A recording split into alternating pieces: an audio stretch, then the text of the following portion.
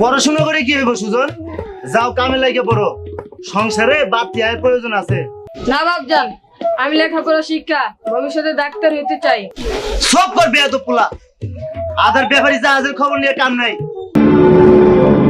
ফকির বাবা, আমার মাইয়াটারে জিনে ধরছে। হ বাবা, আপনি আমার মাইয়াটারে একটা ব্যবস্থা কইরা দেন, আর টাকা পয়সা যা লাগে আমি দিমু।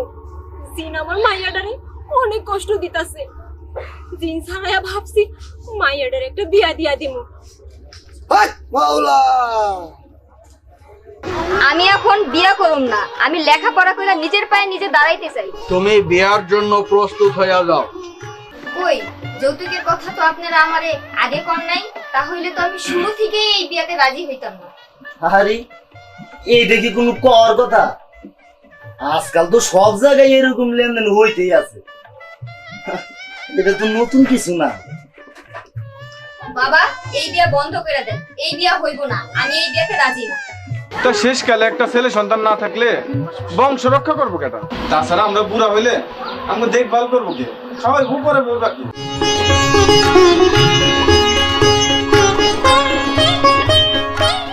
এই স্বল্প দীর্ঘ প্রামাণ্য চিত্রটি তৈরি করার একটি অন্যতম বিশেষ কারণ হচ্ছে বহু আলোচিত এবং ঘৃণিত নানা প্রকার সামাজিক সমস্যা সমাজের সামনে তুলে ধরে গণচেতনা বৃদ্ধি করা, এর প্রতিবাদ ও প্রতিরোধ করা।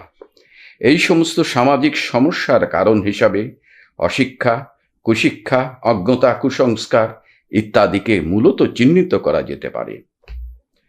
এই সামাজিক সমস্যাগুলোর মধ্যে রয়েছে বলপূর্বক শিশুশ্রম, বাল্যবিবাহ, জনসংখ্যা, যৌতুক প্রথা, কুসংস্কার ইত্যাদি। সমাজের সচেতন নাগরিক হিসাবে আমাদের একটি বিশেষ দায়িত্ব হচ্ছে আমাদের চারিপাশের অন্ধকারাচ্ছন্ন মানুষগুলোর মধ্যে শিক্ষার আলো ছড়ানো, তাদের শিক্ষা সম্বন্ধে সম্যক জ্ঞান এবং ধারণা সৃষ্টি করা। বিভিন্ন সামাজিক এবং সাংস্কৃতিক প্রতিষ্ঠান, এনজিও, গণমাধ্যম বিশেষ করে রেডিও, টিভি ও সংবাদপত্র এই ব্যাপারে এক গুরুত্বপূর্ণ ভূমিকা পালন এবং প্রশংসনীয় অবদান রাখতে পারে। শিশুশ্রম সমাজের এক ধরনের বিড়ম্বনা। 12 বছরের কিশোর সুজনের পিতা একজন অটো রিকশা চালক। সুজন মাধ্যমিক স্কুলে পড়ে এবং সে একজন মেধাবী ছাত্র। তার চোখে মুখে ভবিষ্যতের ডাক্তার হবার স্বপ্ন।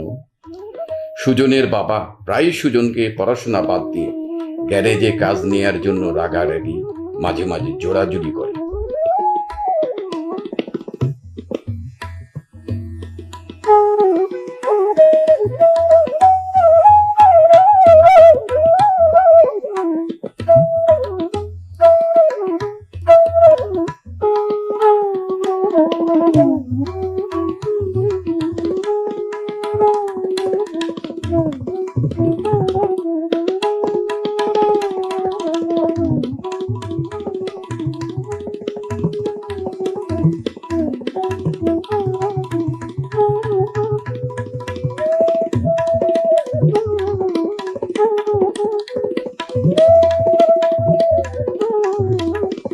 বাপজান, কাল আমার স্কুলের পরীক্ষা ফি দিতে হইব। পড়াশোনা করে কি হইব সুজন? যাও কামে লাগে পড়ো, সংসারে বাড়তি আয়ের প্রয়োজন আছে। আমার বন্ধু গ্যারেজের মালিক হাসমতের সাথে আমি কথা কই আইছি, কালকে থেকে কামে লাগবা, বুঝছো? না বাপজান, আমি লেখাপড়া শিক্ষা ভবিষ্যতে ডাক্তার হইতে চাই। তখন দেখবা আমাকে পরিবার আর অভাব অনটন থাকবে না, আমরা সুখের মুখ দেখতে পাইমু। ডাক্তার হয়ে কাম নাই, বড় স্বপ্ন দেখা আমাকে মতো গরিব মানুষের শুভা পায় না। বাপজান, আমাকে স্কুল আমার থেকে আরো গরিব ছাত্রছাত্রীরা লেখাপড়া করে।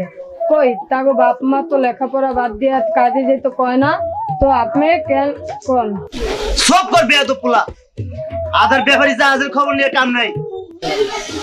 সুজনের না আজকে থেকে ওর খাওয়া দাওয়া বন্ধ, দেখি না খায় কতদিন নিয়ে পড়ালেখার নাম নেয়।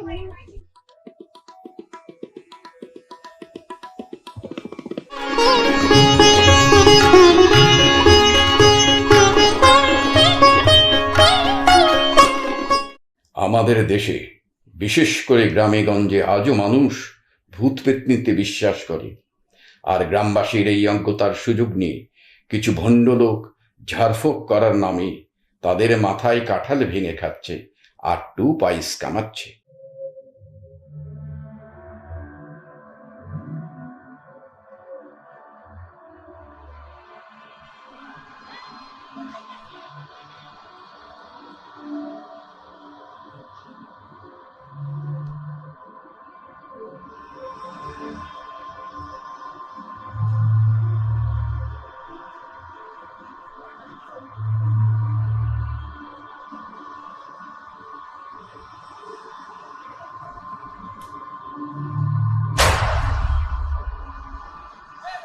মাওলা, যা সব চলে যা।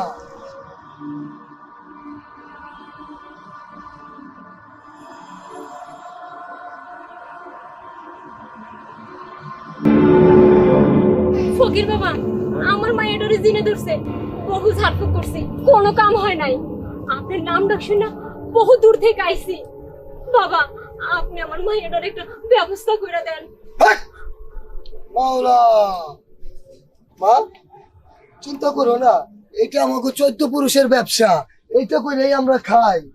এইবার দেখবা তোমার মাইয়ার কার থেকে কিভাবে আমি জিন ছাড়াই। মাওলা, হ বাবা, আপনি আমার মাইয়াটারে একটা ব্যবস্থা করে দেন। আর টাকা পয়সা যা লাগে আমি দিমু। জিন আমার মাইয়াটারে অনেক কষ্ট দিতাছে। জিন ছাড়াইয়া ভাবছি মাইয়াটারে একটা বিয়া দিয়া দিমু। মাওলা।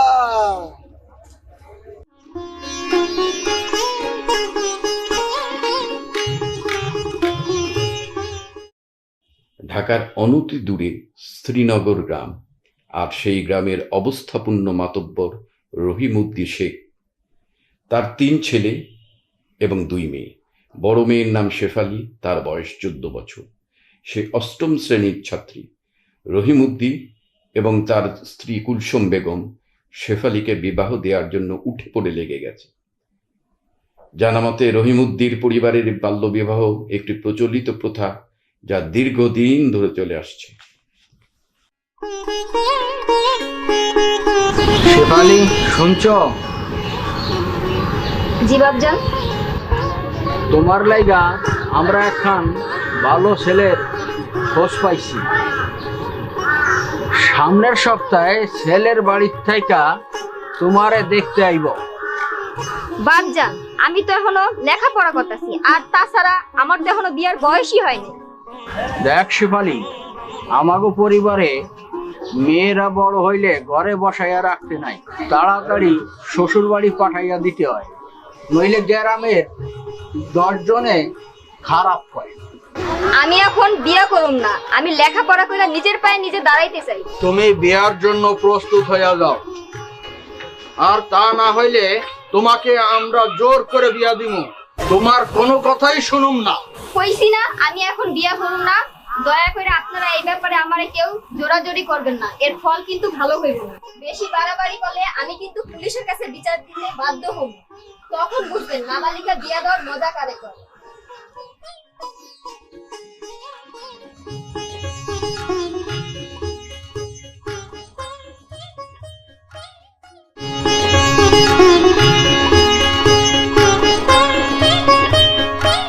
কদম আলীর স্ত্রী জুলেখা বেগম পুনরায় সন্তান সম্ভবা। 10 বছরের বিবাহিত জীবনে জুলেখা বেগম 4টি কন্যা সন্তানের জননী। একটি পুত্র সন্তান লাভের আশায় এখন তারা বুক বেঁধে বসে আছে।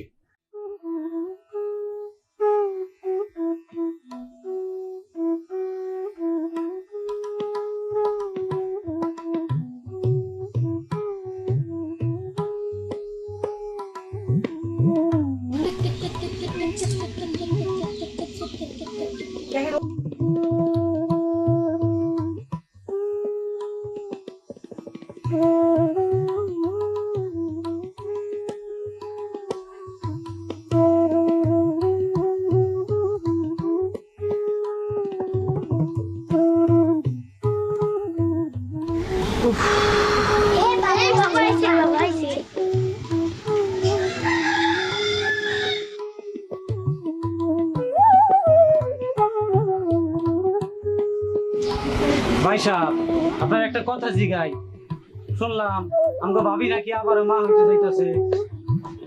সবই উপরালার ইচ্ছা। হ্যাঁ, সেইটা তো বুঝলাম।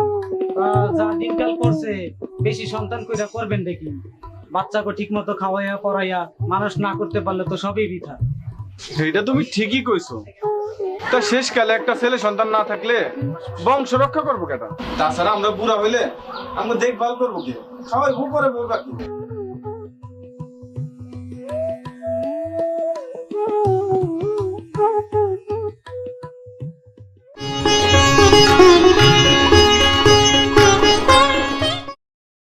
মধ্যবিত্ত পরিবারের শিক্ষিত ছেলে সোহাগ পাশের গ্রামের সুন্দরী তরুণী কুসুম এর সঙ্গে যৌতুকের বিনিময়ে সোহাগের বাবা মা ছেলের বিবাহ ঠিক করে।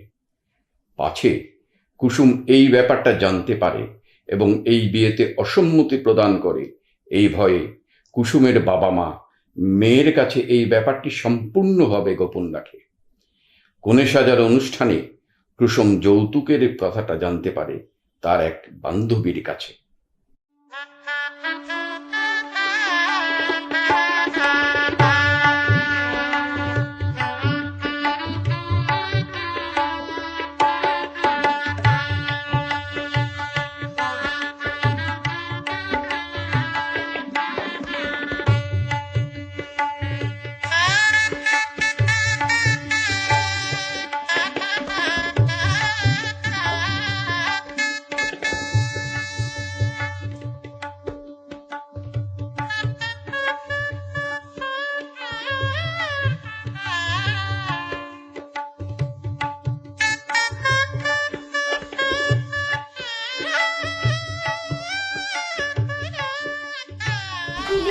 আমি তো জানি না। বাবা কই, যা ডাক দিয়া নিয়ে আয়। চাচা, আপনার কুসুম ডাকতেছে।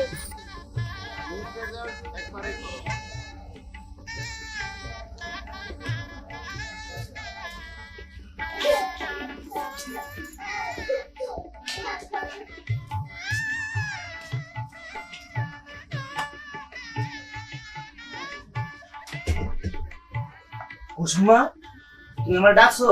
এই কিছু লাগবো নাকি? না বাজান, আমার কিছু লাগবে না। তো লোক মাধ্যমে আমি জানতে পারলাম আপনারা নাকি আমার বিয়ে যৌতুক দিতে রাজি হয়েছেন। না, ঠিক এরকম কিছু না। তোমার হবু জামাইয়ের ব্যবসা করার জন্য এই সামান্য কিছু টাকা, তোমরা সুখে শান্তি থাকো বাবা, সেই কারণে কিছু টাকা বসে দিতে রাজি হয়েছে। এই তো। কই, যৌতুকের কথা তো আপনারা আমারে আগে কর নাই। তাহলে তো আমি শুরু থেকেই এই বিয়েতে রাজি হইতাম না।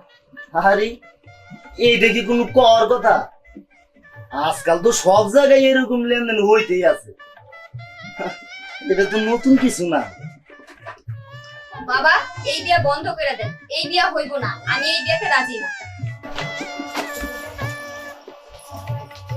আরে মামা, শোন শোন,